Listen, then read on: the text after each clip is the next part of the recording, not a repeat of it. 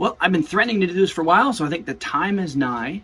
It's time for me to do a full review on the Creality CR10 Smart.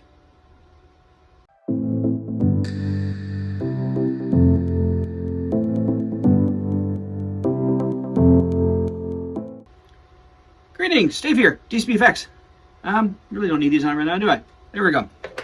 It's funny, I'm doing this in my office, and, well, I was talking with my wife the other day. We were talking about, I'm going gray. I have been for a couple of years now.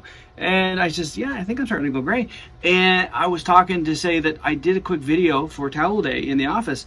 And with this light right down, it looks really, really gray on top too. But in regular light, it's still dark on top and just light in the sides. And she said, well, your dad at your age was completely gray. And I said, yeah, but I've got 2 kids. He had 4 boys, so that probably would led him to go gray early. Anyway, funny little interlude. I'm just loneliness. I'm looking very, very gray right now, which a lot of people my age are bald, so I guess I have that going for me as well. Anyway, way off topic there, way off topic. I want to talk about the CR10 Smart. I've done some interim reviews, I've done some other reviews on it, things I've printed. I want to just talk about it as a final review. First of all, do I like this printer? Yes, I do. It's a nice printer. I love Creality printers. I have 2 myself. I have the CR10S, which is my first printer ever. Love that printer. Great printer. Still a workhorse. Other than changing the glass on it, because just the mirror wears out, it still goes strong. I print stuff in the office. I printed, at home, sorry, that I've done in the office, stuff I've done for home. It's just great to have it in the house in case I want to print something simple.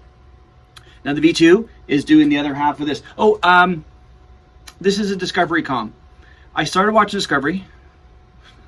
Not a fan, but the comm's cool. So I found this from Unimatrix Red. He is a very prolific designer on Thingiverse. So he's moved over to a Prusa site. If you go to Thingiverse and you look at his links, it's a go to meet Prusa. I guess Prusa pays him for some of the files, and Thingiverse doesn't. Anyway, I'm doing the comm. I'm doing the body here, and I'm doing the lid, some of the other smaller pieces on the 10V2. This is going to be very interesting. This is going to be, before I finish it, it's going to be a very 1980s, not in a bad way, comm, because I'm doing, you can see here, bright blue, and the lid and the other pieces being printed right now are being printed in purple, because that's the filament I have. Anyway, to the CR10 Smart. When I first got this and started saying, here's what I'm going to do, and funny thing is too, I got this from my friends at Mac Solutions as a, hey, I'm going to write a book on 3D printing. Do you want something, want me to talk about a particular printer? And they said, hey, use the CR10 Smart, go right ahead. Now, it's almost June, I haven't written a word. I've been doing other things, I'm learning Xcode and other things, but I need to get down to brass tacks and start writing what I want to say about 3D printing to make it easier for you guys. Anyway, when I first said I had this, a lot of people said, it's not that smart. I disagree to an extent. Now, very similar to the Anycubic Viper, which is my one review that has taken off. It's like, I think, close to 16,000 views. A few friends online have said, I bought this based on your review, and they're loving it. This is very similar, as in it's auto-leveling, sort of. Now, I'm not going to go through the process. I've shown that array, auto-leveling. It's really simple. You go into the thing and hit auto-leveling, and it auto-levels. It doesn't really do much by way of, there's no way for it to change things up and down. I'm thinking all it does is to change a few things in the G code. That being said, some things I've printed, if I don't use a raft, fail. Even this comm, which I'm still at the raft stage here, 42 minutes in, still doing the raft. I was doing one earlier, and it was going well, but then it started to peel up. So there's something in the leveling and the adhesion and everything going on. So what I found to make this work best is just throw a raft at it. Now, some of the things I've done, like my lunar Q, here, I'll put a picture here. In order to make the whole head fit, I had to do a raft. Because, well, not make it fit, but make it stay. It just, some parts were just, I find the first level is hit and miss by way of adhesion, but once you get to the second level, third level, fourth, of the raft, it's fine. So the lunar Q head was like this big. It basically filled this build plate. And once I got it, the raft down, I had a hell of a time getting the supports off. Like, it was that rock solid. And the part is phenomenal. I do need to finish that. I haven't finished that prop yet. I'm busy doing, as I said, Xcode and other things. I haven't have as much time to do a lot of refinishing like I wanted to do. So if you use a raft, and that's for small things. Small things in the middle work fine. Like, I've done a couple of things. I did this recently, just in preparation. I'm not quite there yet, but yeah. So I have that.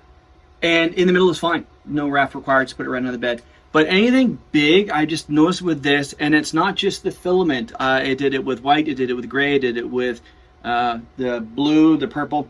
Now, I'm a white or gray person myself. I just find it's just the easiest because I paint everything I make anyway. So when I get something with the least amount of additives. But even with this blue, and I use this to do the Power Ranger helmets for Guillaume. I did some blues and some purples, all those things.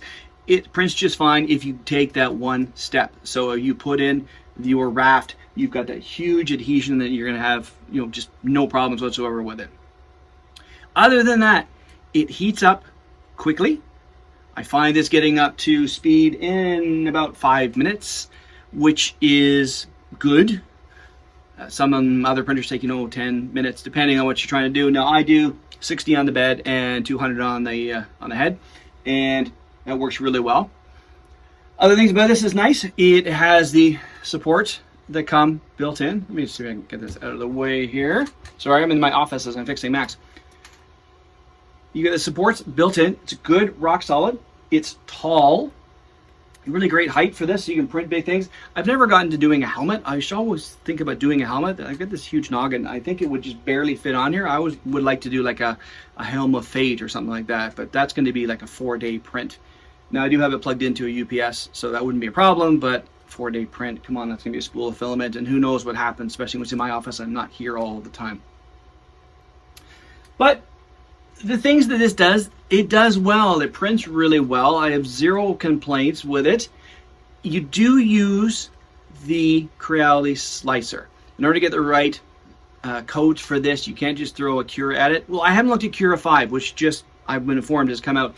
But in Cura 4, it didn't really support it that well. The Cura slicer is good, but the Creality slicer basically is just, it's skinned essentially. It's a bit of a clone. It does support this and the Ender.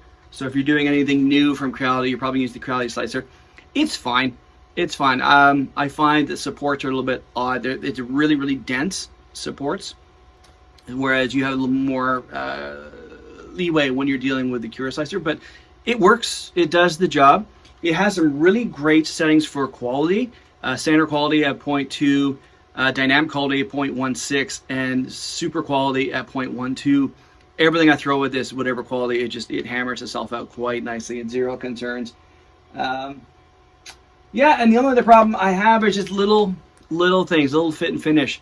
Like this cable right here, which you can't see because it's just outside of frame, right there. It goes from the bed to that. It just looks ugly the way it's sitting right there. Couldn't you plug it around the back so I didn't have to see it? And other little things that I talked about when I first got this. If you do get this machine, most likely you're going to have to take the bottom apart and change the voltage on the power supply. When it came to me, it was at 220. So I had to basically take the whole back off, I think 14 screws, and then get at the power supply, flip it to 120, reassemble, and then assemble the whole thing. So for me, I actually had to disassemble because I don't have so much space on this bench to do this, so I can't just lay everything down. So I just took the arms off and did it and redid it. But that's something just to take a look at. Might be good just to plug it in, see what happens, see if it actually goes anywhere with that. But little things, because this is coming from China. Another thing too, in the book, it doesn't really mention, it has this great little button on the side for turning it on, and it's wonderful. But it doesn't tell you anywhere in the book how to turn it off so that works. So the first couple times I had this, I was done. How do I turn this off? Flip the big power switch and turn it off. It wasn't until I started going through the software, once you're done with the print or after it's just running, you go into the settings, and then there's a small thing just hidden in there, one-touch shutdown. So you do that, it powers down, hit the button on the side, it comes back up again. Little things. And I'm sure it was in the Chinese manual, it just was lost in translation. But yeah, little things to deal with. Other than that, I have not changed the print head on this. I have printed 2 lunar cues. So one for Guillaume, one for me. I have printed 5 turbo helmets. I have printed some comms. I printed a pad. I've done other things. I have yet to change this nozzle. So that's good, longevity on this printer. I haven't even changed the nozzle yet. Other little things, I do like this little tray with your tools. Now I have snips and I have Allen keys and they're my extra. And I have all the things I need for it. I have the thumb drive in order to get it all going, and I have all that. I don't need it, but it comes with it. It's easy. It's out of the way. One of the first things I printed when I first got my first CR10S was a tool holder. Batman, I don't know, I guess this guy's name, made one. It just sits on top of the power supply, or if this is not a power supply, so you don't need to worry about that. But just it's right there. You've got it. It's simple. When I first looked at it, I go, why is there a handle here? Oh, okay. And it magnets in, so it won't flop around while you're using it at all. So in the end, would I recommend this printer? Sure, this is a great printer. It depends on what your need is. This is a good rock solid beast because it's sturdy. Sitting here on a wood bench that's just a sort of, I've got them falling against each other, they're not going anywhere. It can hammer out whatever, and this doesn't go anywhere. The funny thing is I have this leaning off the edge because I want to have it so I can see it. And if I leave it all up against it, the bed won't go all the way back because these benches are 23 inches wide or deep. It needs a little bit more than that. But given that it's a Creality printer, and I've played with the CR10S and the CR10V2, I've also played around with Anycubic Viper, the Mega Zero V2. Someone asked me the other day, how many printer reviews have I done? It's like 8, I think. A couple of them resin. So I've done a lot of filament printers, including the Ender 7, which I will get a final review on. I finally got it dialed in as best as I can. I hate the bed, but with a little bit of tape, it works out. I don't think I should have to tape up a whole bed. These are supposed to be good for coming off, but that's a story for another time. I think this is a good printer. I'm not sure what the price point is in Canada, but if you wanted to get one, obviously you can get one from my friends at Mac Solutions. And I believe I still have a code. DCPFX 10 Mac, I think, gets you 10% off. If it doesn't, drop me a line below and I'll check with them and see what's going on. My main rep has moved on, so I'm not sure what exactly my relationship is right now. I'm still doing reviews for them, obviously, but I'm not sure how that is moving forward. So that is sort of my take on this. If you're new to 3D printing, this might not be the first printer for you. Maybe an Ender would be a better one to start with, like an Ender 3, much smaller, to see if it's for you. Some people come to me and said, oh, I'm going to get this huge, the what is it, the S4 or something like that, the monster. Why? What are you printing? Well, figures. Well, get something smaller to start. You don't want to drop $1,000 on a printer that may or may not be right for you. For me, I'm printing all the time. My tricorders, I printed on this. That's one thing to mention. Yeah, tricorder printed this and printed beautifully. Very little cleanup on it when I had to just resin smooth it. It's a great printer. It is. I would give this, high marks, other than the fact the bed leveling isn't there. You get what you get. You can't change it. I did see a video on someone who took the bed off and put spacers to make it just right. Well, then it's not auto leveling if you got to get in and do that. If you're, go one way or the other. Have auto leveling or have leveling that I can do. I don't know. Leveling is the bane of everyone's existence. On the CR10V2 that's printing right now, I've got it leveled to the nth degree, and I just throw things out to print, because I've got it leveled to exactly where I want it. It's not moving, it's staying there, and I can throw anything at it and off it goes. But, it takes it's not even a science, it's a witchcraft to get that just quite right. So that's my final review on the CR10 Smart. I'm still going to print a lot with this. I love this printer. This is really good for what I'm doing. This column is going to look nice when I'm done. I'm sure it will. I'm going to think maybe about remixing it in Fusion, maybe adding some lights to it or something. I haven't decided yet. I'm just going to print this and see how it looks. And I'm going to struggle through Discovery. I can't stand the Burnham character. I'm in one episode in. I don't know how I'm going to get through 4 seasons. But I do know that later on we do get Anson Mountain and number 1, and I get all that coming in. So that's the main reason I'm watching Discovery, because I love Strange New Worlds, and Discovery and I never liked. And, well, I'll get through it. Just like a bitter pill, as they say. So that's my final review on this. If you have any questions in regards to this review or this printer or something, hey, I thought about this and what about this? Drop me a question below. I will answer you. If you have asked me anything in the past, I'm pretty quick getting back to you, unless you message me at midnight on a Saturday. I won't get back to you next day, but if it's during the day, I'll get back to you pretty quickly because I am an online guy. Apple Watch. I get everything all the time. Hey, someone sent you a message. So that's my review. Thanks for stopping by. Hopefully this answers some questions, and hopefully you stuck around to the end because it's, 15 minutes now. But I like this printer, and I think it's just a nice step that Creality has made. A few little things, if they could just fix that up, they'd be, well, perfect is a hard word, but they'd be really close to being perfect. Much like the Viper is just a workhorse, this is a workhorse too, once you get it working the way you want it to. So that's it for today. Everyone have a great day. We'll talk to you all.